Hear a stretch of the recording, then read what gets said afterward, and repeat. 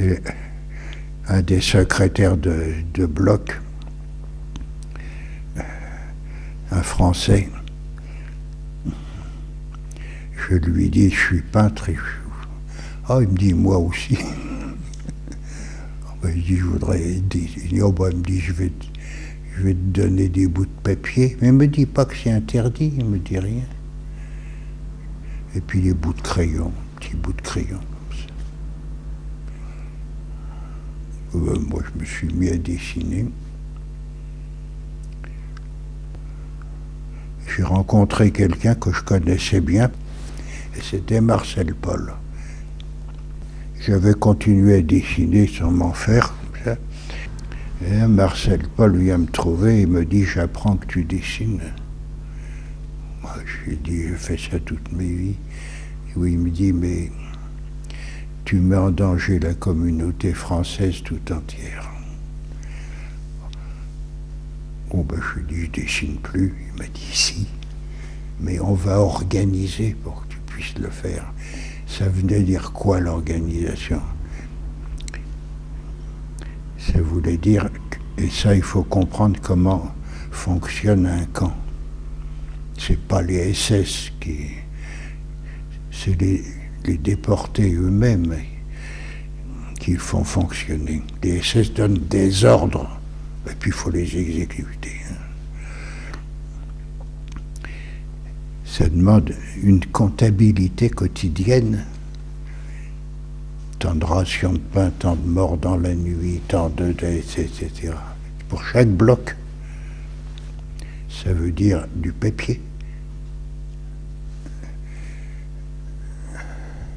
Et le papier, c'est quoi? C'est les blancs dans les circulaires périmés des usines qui encerclent le camp. Et puis aussi, ce dont personne ne parle jamais, du papier pour l'hygiène. J'allais faire mon travail, si j'ose dire, dans les commandos comme tout le monde. Bon, j'ai surtout dessiné dans le bloc, où là, j'étais tranquille. Mais j'ai peu dessiné dans les commandos.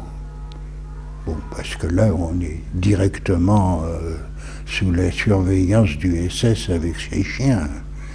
J'ai fait 2 ou 3 dessins quand même pour me prouver que je pouvais le faire. Mais c'était idiot. Bon, ben, enfin, bon, je les ai faits. Contrairement à ce qu'on croit,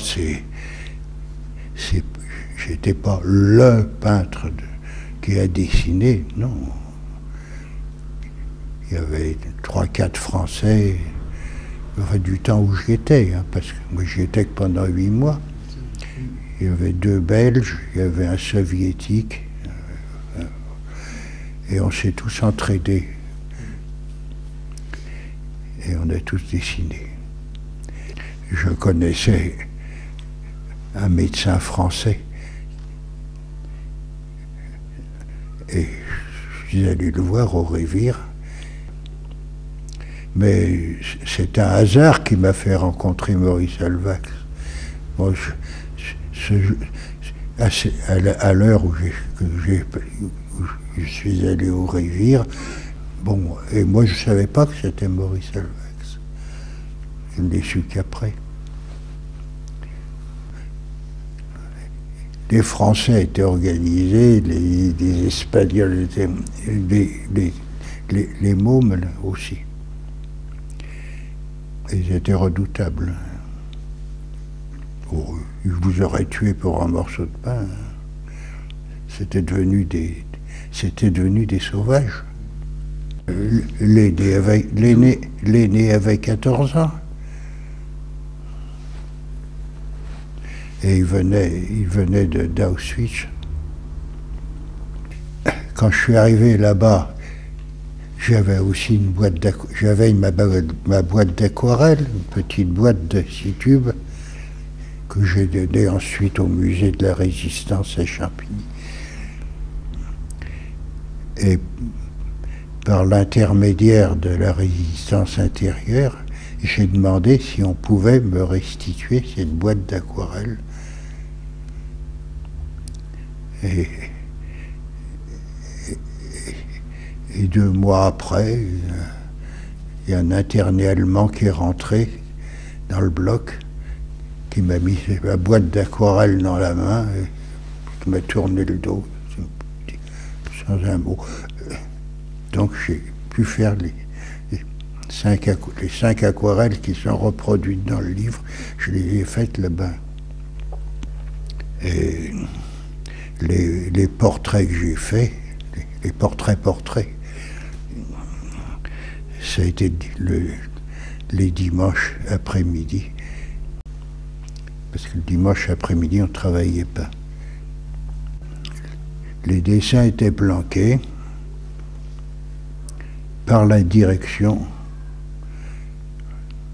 par le comité des intérêts français.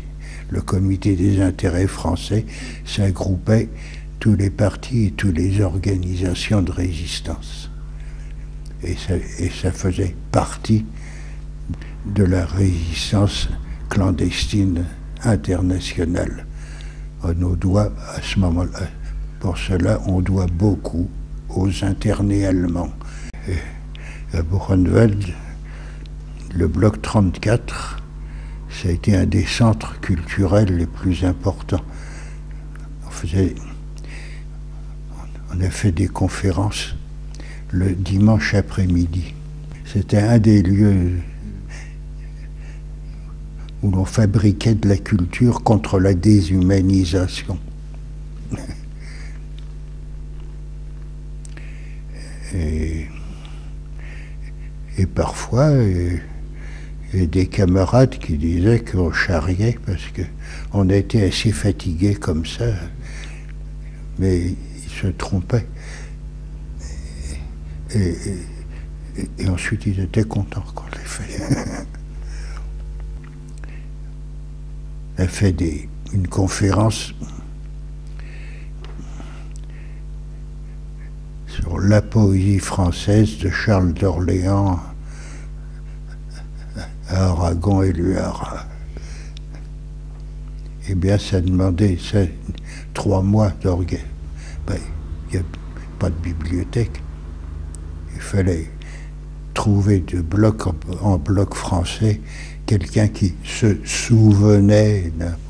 Eh bien, on est arrivé à peu près. Et puis ensuite, une conférence sur la poésie écrite dans le camp.